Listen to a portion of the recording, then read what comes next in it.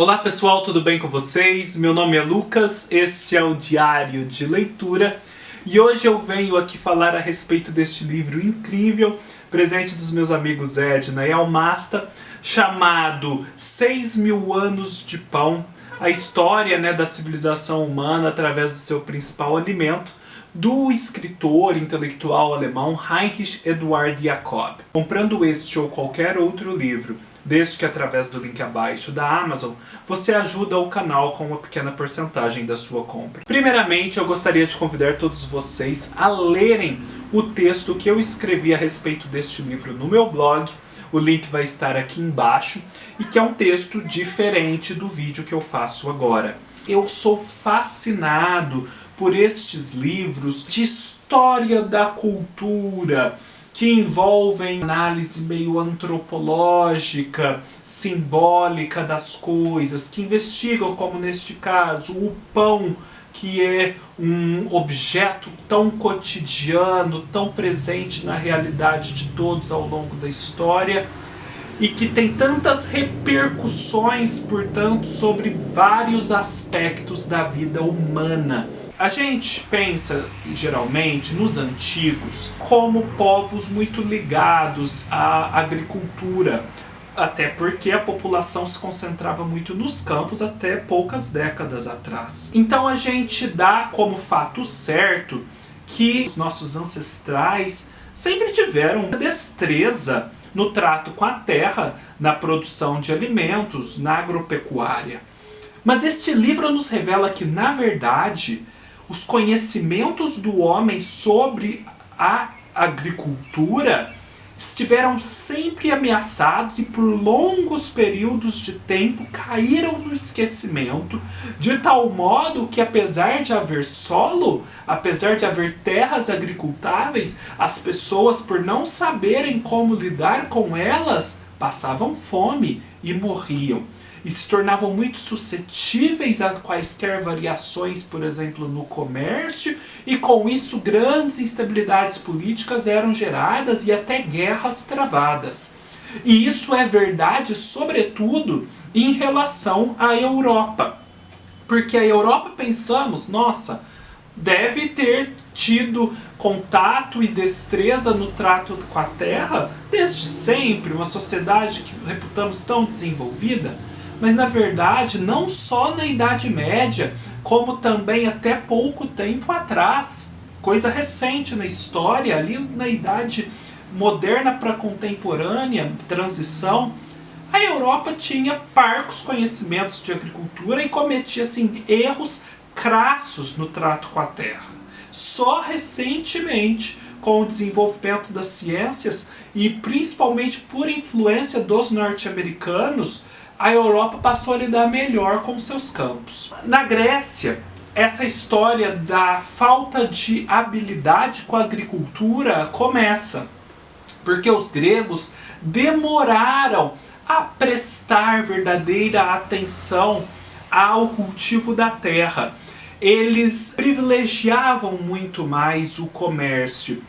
E não só os gregos, como várias outras sociedades, sempre viram a questão do trato da terra, das exigências que ele traz às pessoas, de permanência e ligação com o campo, de trabalho árduo e persistente ao longo do tempo. Eles nunca viram isso com muitos bons olhos.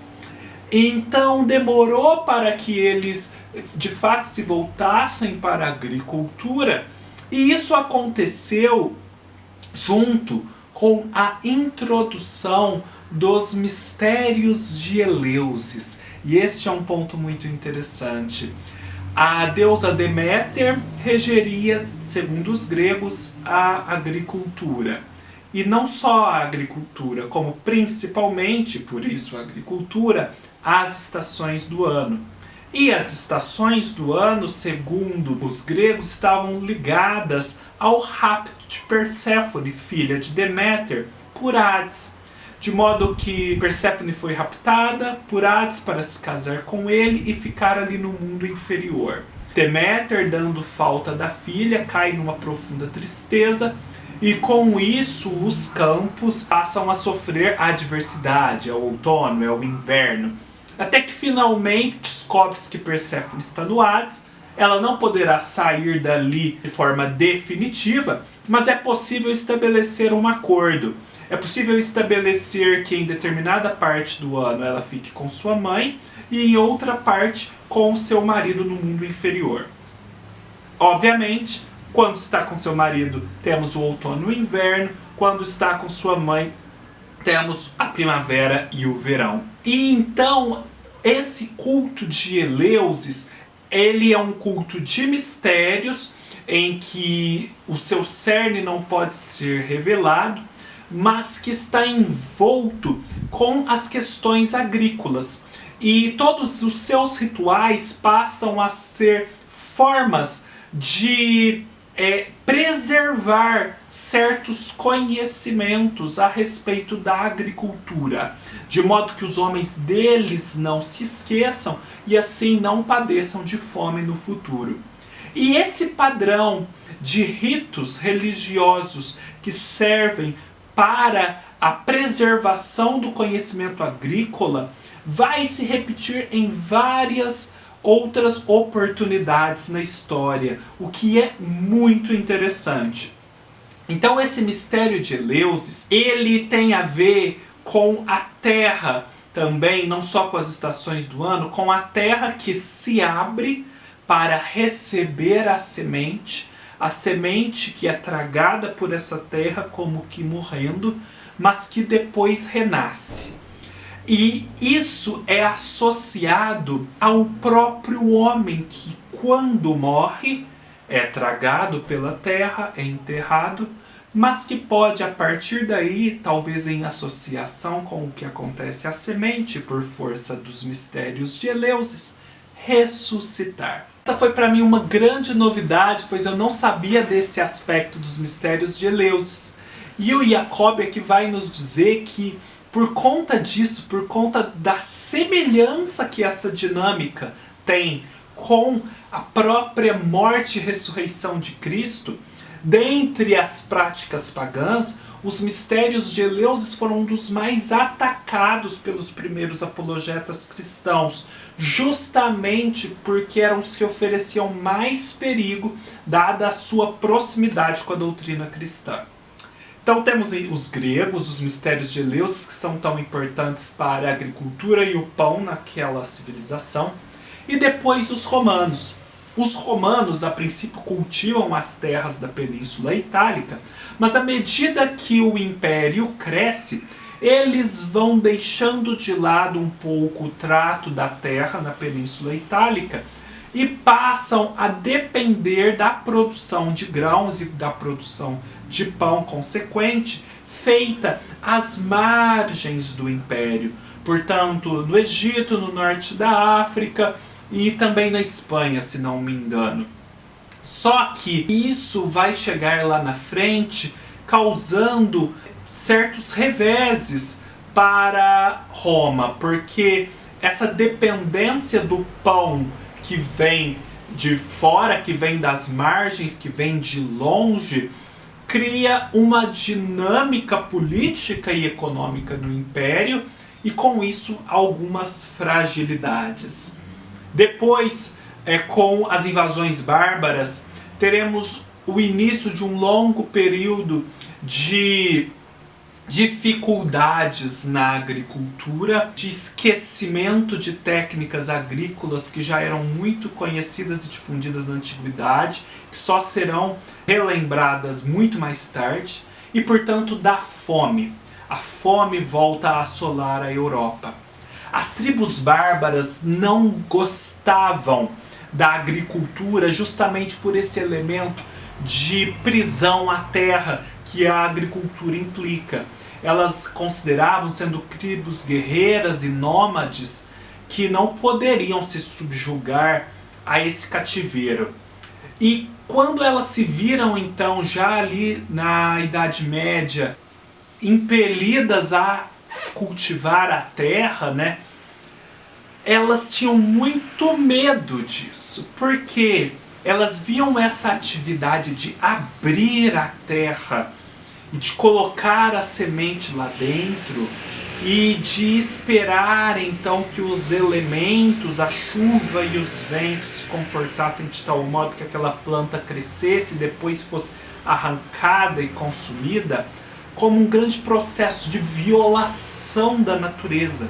Eles tinham muito medo de desagradar os deuses por conta disso. E assim, para avançarem na agricultura, foi necessário que eles revestissem a prática agrícola de vários ritos e símbolos destinados a aplacar a ira dos deuses por conta dessa violação que eles supunham estar havendo na natureza. Isso é muito interessante de acompanhar aqui no livro, essa descrição da mentalidade dos povos germânicos. Depois, então, na Idade Média, com os feudos, a gente vai acompanhar como, além do esquecimento das técnicas agrícolas da antiguidade, a produção de alimentos vai se tornar complicada e com isso aumentar a pobreza e a fome por conta da divisão social dentro do feudo.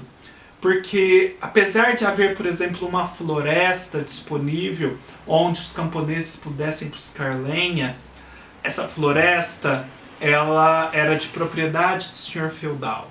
Então havia certas restrições. O cereal que era colhido, para que pudesse ser feito pão, precisava antes ser moído. Isso acontecia junto aos moinhos, e eram os moleiros que desenvolviam essas atividades. Só que os camponeses eram impedidos de administrar eles mesmos esses moinhos. Então eles ficavam sempre na dependência de que o moleiro moesse o grão.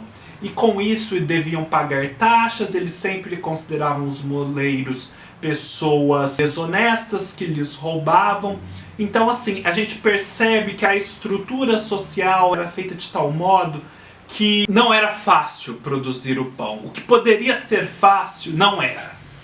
E com isso a fome se passava entre os camponeses.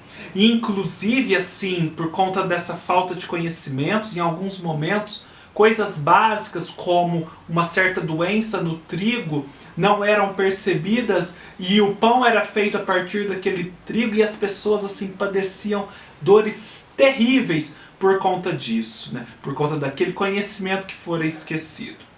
Aí depois temos a Idade Moderna, temos a Revolução Francesa, temos na Revolução Francesa a popularização do pão branco, do pão feito do trigo, clarinho como nós o conhecemos. Esse pão que era mais reservado à elite, né, porque demandava moer o trigo mais fortemente, é visto como um símbolo da igualdade social.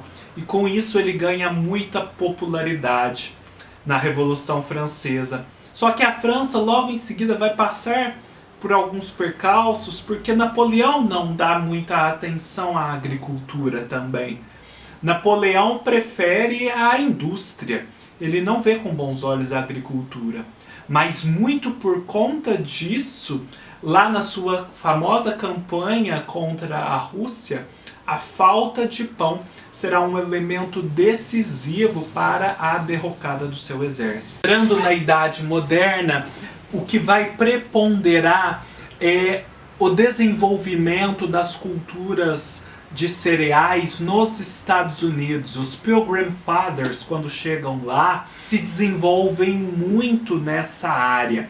E os conhecimentos que os norte-americanos vão conquistar nesse campo, além da sua própria produção que será exportada, serão decisivos para que os europeus e o mundo saibam como cultivar melhor os seus campos, se desenvolvam por si mesmos, né? Deem mais atenção à aplicação da ciência, da botânica, da química e da genética à agricultura, e também o fornecimento desses cereais será muito relevante para que os Estados Unidos desempenhem seu papel na Primeira Guerra Mundial, depois na Segunda, e com isso conquistem a hegemonia que detém até hoje no cenário internacional.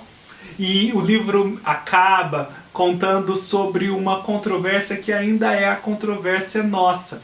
Porque a partir da Revolução Francesa, quando o pão branco vai ganhando tanto destaque, esquece-se um pouco do valor nutritivo do pão. E os Estados Unidos, no século XX, começa-se a perguntar à população sobre o valor nutritivo daquele pão branco. Será que, ao tornar a farinha tão branca, tão desprendida da casca, de outros elementos que o tornariam mais escuro, não estamos perdendo muito de nutrição? E essa é uma questão que vem até hoje, né? Nós ainda nos debatemos muito sobre essa questão do pão integral, sobre a questão do glúten, sobre a questão do excesso de carboidratos, os valores nutritivos disso, as doenças desencadeadas. Então eu acho que o livro, apesar de ter sido escrito em meados do século XX, termina num passo da história do pão que ainda se prolonga até hoje, nos nossos dias. Pessoal, fica a dica. O livro traz muito mais do que eu falei aqui. Eu dei apenas assim exemplos esparsos. Espero que vocês tenham gostado. Se gostaram, deem um like, deixem seus comentários, se inscrevam no canal, leiam o texto no blog, me sigam no Scoob, no Instagram e no Facebook. Todos os links estarão aqui embaixo. E nos vemos numa próxima oportunidade. Até mais!